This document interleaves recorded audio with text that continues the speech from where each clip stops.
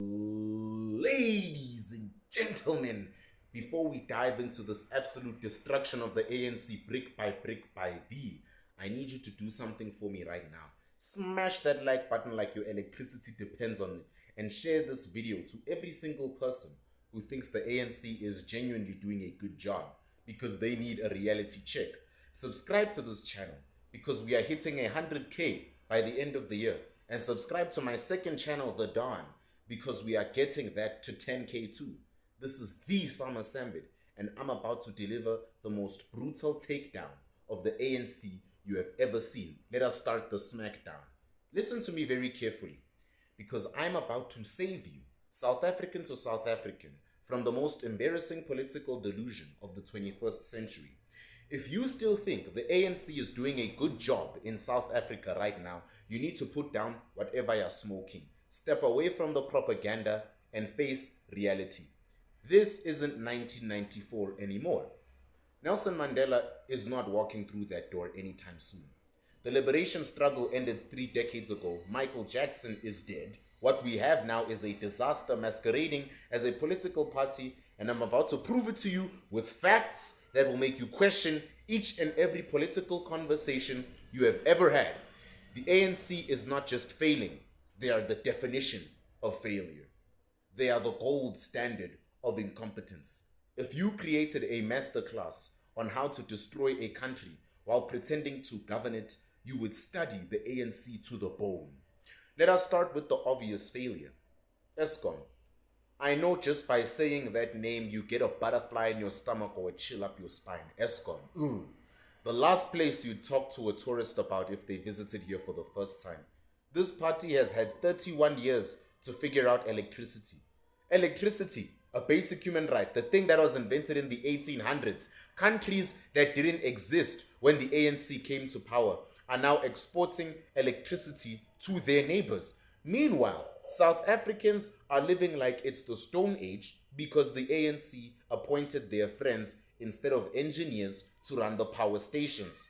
You know what's hilarious? You want to really know what's hilarious? They call this load shedding, like it was planned maintenance programs or something. It's not load shedding. It's load failing. It's load incompetence because they didn't plan it and they don't know how to fix it. If you didn't know, now you know. They don't know how to fix it.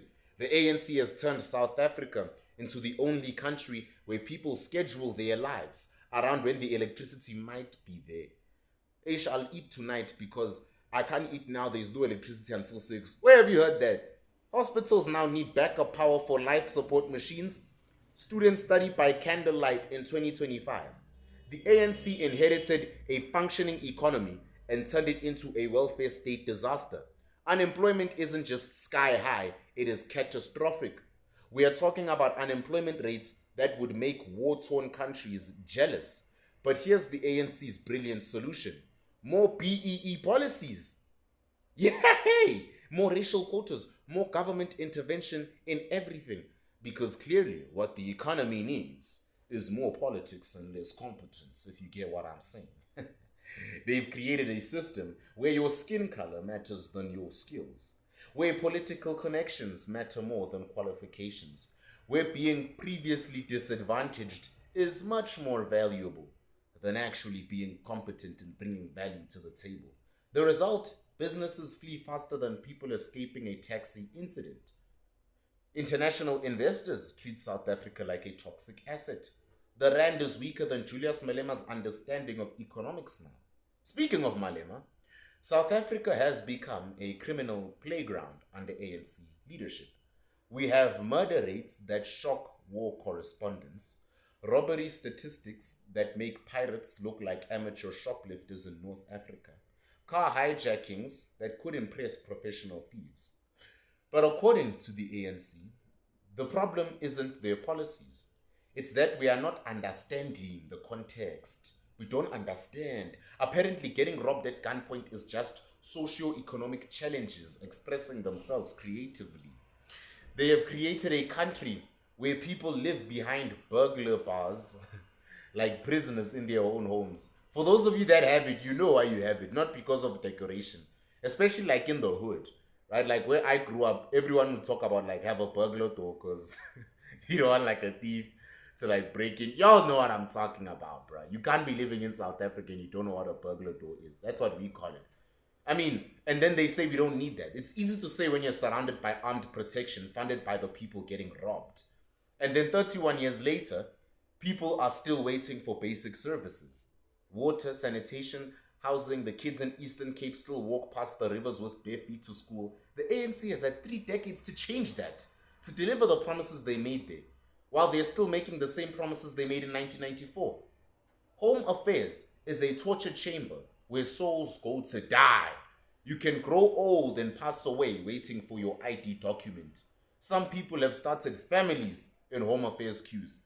There are probably archaeological remains of people who tried to renew their passports. May their souls rest in peace. The ANC solution to service delivery problems: more committees, more task teams, more engagements with stakeholders about sustainable solutions and integrated approaches. Translation: more talking, less delivering, more fooling you into thinking they're actually doing something about it. More excuses, less results, like a toxic ex. The ANC has turned South Africa into a global laughingstock.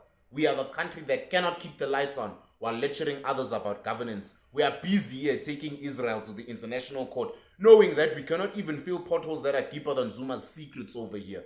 We're busy supporting Iran there for hanging women for not wearing hijabs properly. Trump's tariffs are destroying South Africa. We hate America because they're accepting refugees. Our own citizens are fleeing to other countries for safety from the government they elected. And then the ANC's response: it's Western imperialism, it's colonial interference. Everything is someone else's fault. Everything is everyone else's fault, never the ANC's. The ANC just doesn't want to tolerate corruption. They've perfected it. State capture wasn't a bug in their system. It was a feature. VBS wasn't an accident. It was business as usual. Jacob Zuma had over 300 corruption charges and became president. That is not a failure of the justice system. That's the ANC doing what the ANC does, choosing corruption over competence. They have created a system where stealing is rewarded, where looting is legitimate, where enriching yourself at taxpayers' expense is considered economic transformation. Meanwhile, they lecture us about moral regeneration while their own MPs have a 70% crime rate. The hypocrisy is so thick you could cut it with a chainsaw. And not only that, the ANC has become the world's leading manufacturer of excuses. They've got excuses for every single occasion. The economy is falling. It's apartheid. The electricity is not working. Apartheid infrastructure. Okay, what about crime increasing? It's inequality. What about service delivery? Oh no, that's just budget constraints. Who made those budget constraints? They've been in power for 31 years and they are still blaming problems on people who are either dead or haven't been in government for 3 decades. At what point do you take responsibility for your own failures? Because guess what? The ANC's solution to every single problem is form a committee. A problem with education, education committee. Crime issues, safety committee. Electricity failing, you guessed it, energy committee. They've got more committees than actual solutions, more task teams than completed tasks, more steering groups than successful steering. If committees solved problems, South Africa would be Cyprus. But committees don't build power stations. Committees don't catch criminals. Committees don't create jobs, and committees don't deliver services. They just create the illusion of activity while the problems get worse. Because they have created a country where young people have no future. Youth unemployment is so high that being unemployed is basically the default state for a young South African. But instead of creating jobs, they create promises of jobs, of course. Instead of economic opportunities, they create studies about opportunities, national dialogues. Instead of skills development, they create committees to discuss the committees of development. Meanwhile, young people emigrate in record numbers, join crime syndicates for income in the Cape Flats, or just give up hope entirely. The ANC has stolen an entire generation's future through their incompetence and has managed to alienate most of the world's major democracies while partnering with authoritarian regimes and terrorism sponsors. They cozy up in bed with Iran while Iran sponsors terrorism. They supported Russia when Russia invaded Ukraine. They lectured America about human rights while accepting military cooperation with regimes that execute dissidents. The result? International isolation, economic sanctions, diplomatic irrelevance, and global embarrassment. The ANC has turned South Africa from a respected international player into a geopolitical joke. If you still think the ANC is doing a good job, after everything I have just laid out for you, you need to ask yourself some serious questions. Do you enjoy sitting in the dark during load shedding? Do you like living behind burglar bars because of crime? Are you excited about the 60% youth unemployment rate?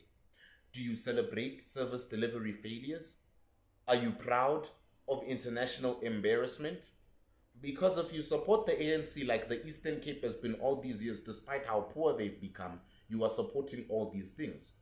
You can't separate the party from its 31-year track record of failure and Cyril Ramaphosa's 7-year itch. Countries that have had nothing in 1994 now have functioning electricity, growing economies, declining crime rates, and international respect. Rwanda, Botswana, Ghana, Cambodia, they have all started behind South Africa.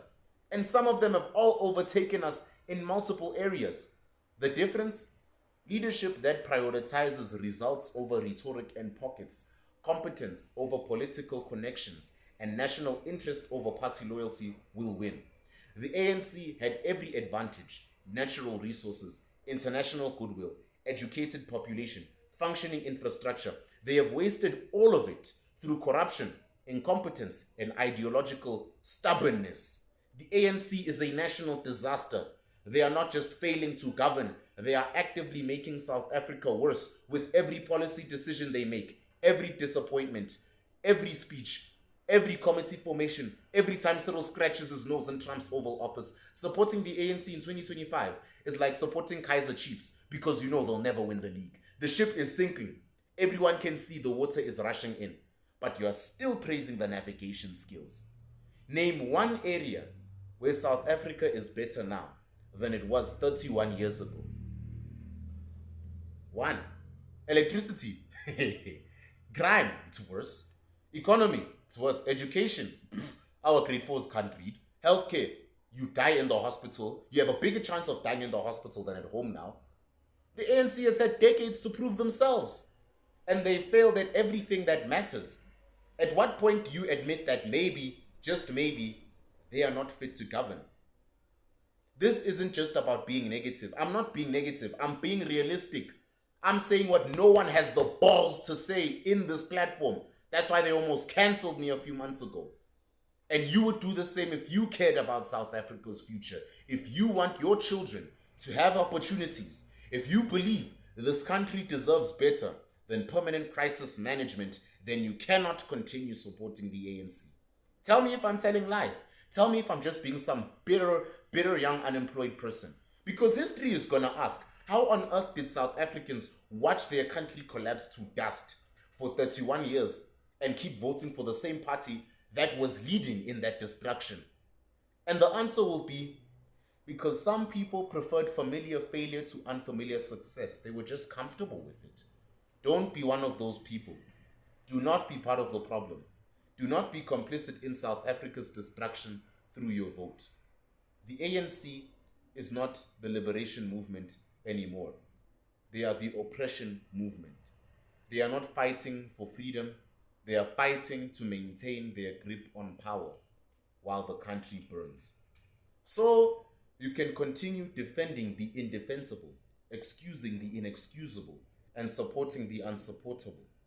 Or you can face reality, admit the ANC has failed, and start supporting alternatives that actually work. The stink of ANC failure is so strong, it's suffocating the entire country. It's time to open the windows. Open those windows. Vuli faster. Let in that fresh air. Try something different. Because 31 years of failure is enough. 31 years of excuses is enough. 31 years of decline is enough. South Africa deserves better than the ANC, and deep down, you know it just as much as I do. And if this video opened your eyes to the ANC's failures, I need you to take action right now by smashing that like button if you agree that the ANC is a national disaster. Share this with every single person who needs to hear these truths. Subscribe to this channel because, believe it or not, we are hitting 100K by the end of the year and making history. Fastest YouTuber to hit 100K subs in South Africa ever. We're also pushing 10K subs by Don Summer Sambit next door. Together we are building the biggest truth-telling community in South Africa, and nobody's gonna stop us because my strikes got expired. It's been 90 days. Let's turn on the lights, pun intended. That's from the Summer Sambit. Still traumatized by the Springboks and the All Blacks game, but it's fine. We'll bounce back. Rest in peace, Neil de Beer. Legend forever. And like always, behave yourself. I'll see you next time.